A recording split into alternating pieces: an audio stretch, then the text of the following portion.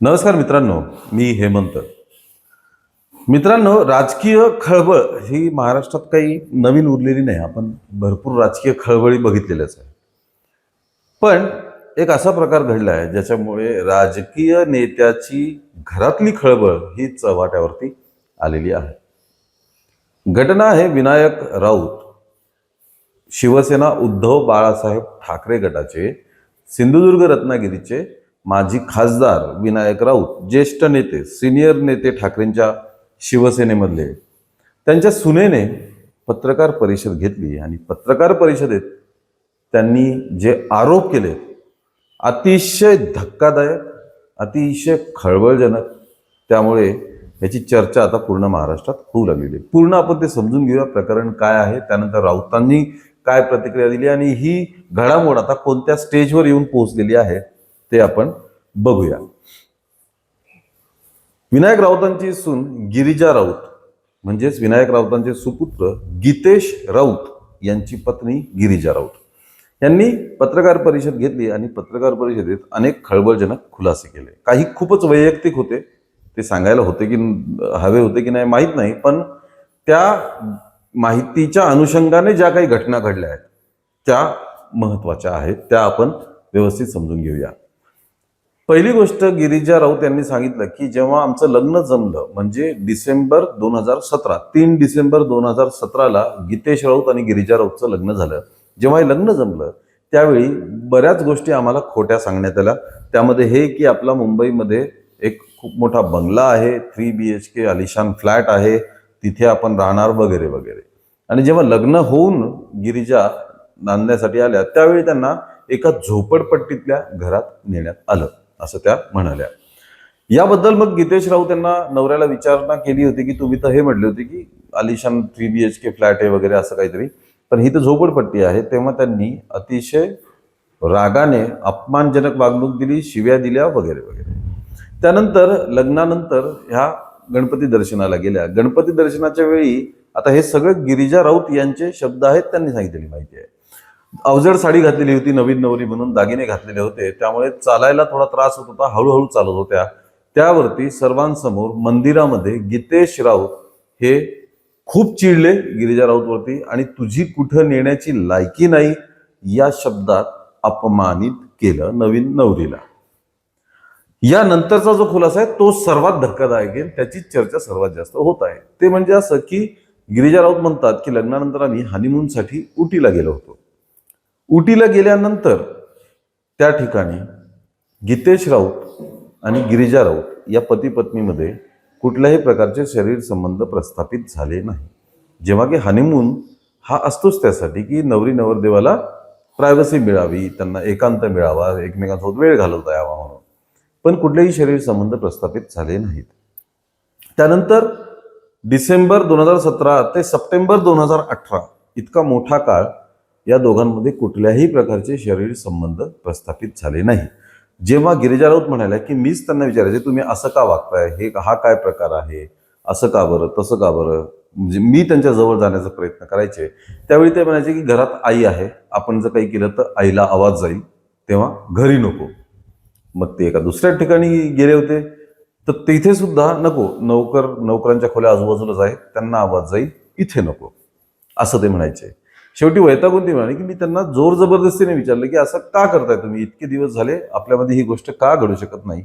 तर त्याच्यावरती धक्कादायक उत्तर गीतेश राऊत यांनी दिलं. असा आरोप गिरिजा राऊत यांनी केलेला आहे की गीतेश राऊत म्हणाले की मला भारतात शरीर संबंध प्रस्थापित करणे किंवा सेक्स करणे यामध्ये मी कम्फर्टेबल नाही, त्यामुळे आपण जेव्हा भारताच्या बाहेर दूर कुठे जरी जाऊ तेव्हा आपल्यामध्ये ही गोष्ट होईल. मग त्या म्हणाल्या की आम्ही बरेच देश फिरलो, एका मित्रपरिवारासोबत आम्ही ऑस्ट्रेलियाला पण गेलो होतो, बँकॉक वगैरे, इथं बऱ्याच देशांची नावं त्यांनी घेतली, बरेच देश फिरले, पण तिथे ही गोष्ट त्यांच्यामध्ये काही घडली नाही जी सामान्यपणे नवरा बायकोमध्ये घडत असते, शरीर संबंध, ती गोष्ट काही घडली नाही. बराच काळ लोटला, मग गिरिजाने आपल्या आईवडिलांना ही गोष्ट सांगितली.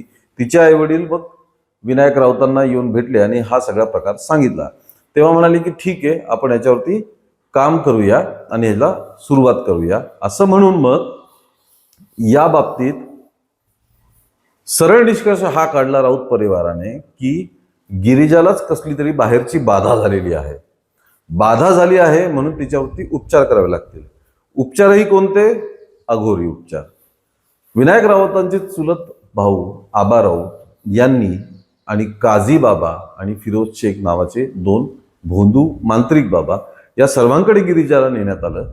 मग तिथे लिंबू ओवाळून टाकणं, जिवंत कोंबडा ओवाळून टाकणं, कणकेच्या बाहुल्या करणं, बाहुलीला टाचण्या टोचणं, गिरिजाचे केस कापणं, ते ओवाळून टाकणं, असे अघोरी कृत्य करण्यात आले. का? तर या नवरा बायकोंमध्ये शरीर संबंध नाहीत म्हणून असा आरोप गिरिजाने केलेला आहे. या पुढे हा सगळा प्रकार 2018 ते 2022 पर्यंत चालला होता. त्यानंतर पुन्हा एकदा गिरिजाचे वडील विनायक राऊतांना भेटायला आले. त्यांच्यासमोर हा सगळा प्रकार सांगितला तर ते म्हणाले की आपण टेस्ट ट्यूब बेबी करूया. टेस्ट ट्यूब बेबीने मूलबाळ झालं की मग यांच्या शरीर संबंधाचा जो काही प्रॉब्लेम आहे तो सॉल्व्ह नंतर करू, आधी टेस्ट ट्यूब बेबी करून घेऊ. म्हणजे मूल होण्यासाठी टेस्ट ट्यूब बेबीचा वापर करू. नैसर्गिकरित्या टेस्ट ट्यूब मूलबाळ होणं हे शक्य आहे की नाही याची शंका इथून सुरू झाली आणि मग लक्षात आलं, जे की स्पष्टपणे गिरिजा राऊत यांनी पत्रकार परिषदेत सांगितलं की विनायक राऊत यांचा मुलगा म्हणजेच त्यांचा पती गितेश राऊत हा शरीर संबंध प्रस्थापित करण्यास असमर्थ होता. त्यासाठी मग त्याला मेडिकल ट्रीटमेंट सेक्सॉलॉजिस्टकडे वगैरे नेण्यात आलं, पण त्यांच्याकडनं दिलेले गोळ्या औषधं गितेश राऊत कधीही घेत नव्हता. या उलट डिप्रेशनची काही औषधं हे गिरिजालाच देण्यात आली. सेक्सॉलॉजिस्टने दिलेली औषधं सुद्धा त्यांनी घेतली नाही. कुठल्याही प्रकारची मेडिकल ट्रीटमेंट घ्यायला तो व्यक्ती तयार नव्हता. उलट औषधं हे गिरिजालाच देण्यात आले, असं गिरिजा राऊतने मोठा आरोप, धक्कादायक खुलासा हा केलेला आहे.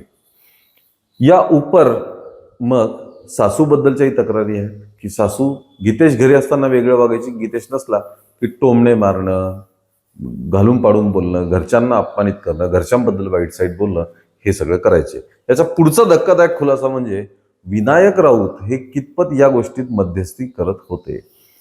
गिरिजा राऊत यांनी सांगितलं की विनायक राऊत हे त्यांच्या दुसऱ्या बायकोसोबत वेगळे राहतात.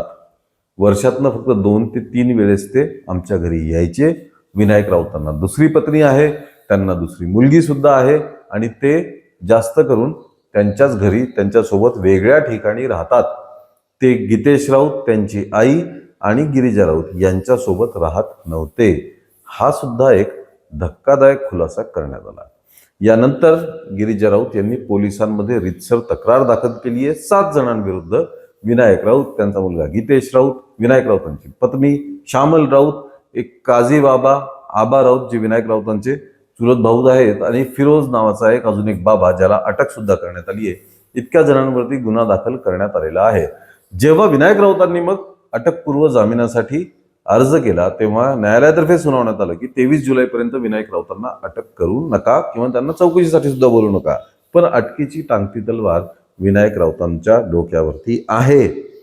24 तासापूर्वी विनायक राऊतांची पूर्ण सुरक्षा काढून घेण्यात आलेली आहे. म्हणजे कुठलीच ऍक्शन होत नाही अशातला भाग नाहीये, ऍक्शन होत आहे. विनायक राऊतांनी याबद्दल म्हणलं की 3 वर्षांपूर्वीच गिरिजा राऊत ही माझ्या मुलाचा संसार सोडून निघून गेलेली आहे. 3 वर्षापासून ते सोबत राहत नाहीत आणि जेव्हा इतके अघोरी प्रकार तिच्यासोबत घडत होते तेव्हा मग तिने तेव्हाच का नाही तक्रार दाखल केली, तेव्हाच का नाही सांगितलं, तेव्हाच ऑब्जेक्शन का नाही घेतलं. 2022 मधल्या गोष्टींवरती ऑब्जेक्शन आता 4 वर्षांनी घेण्यात काय पॉइंट आहे.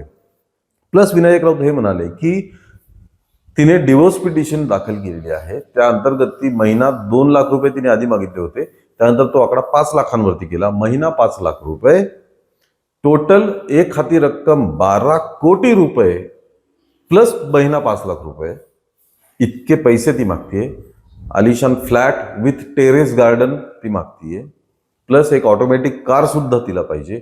इतकं सगळं ती मागते, ज्याला आम्ही स्पष्ट नकार दिला की एवढा आम्ही देऊ शकत नाही, एवढा आम्ही देणार नाही.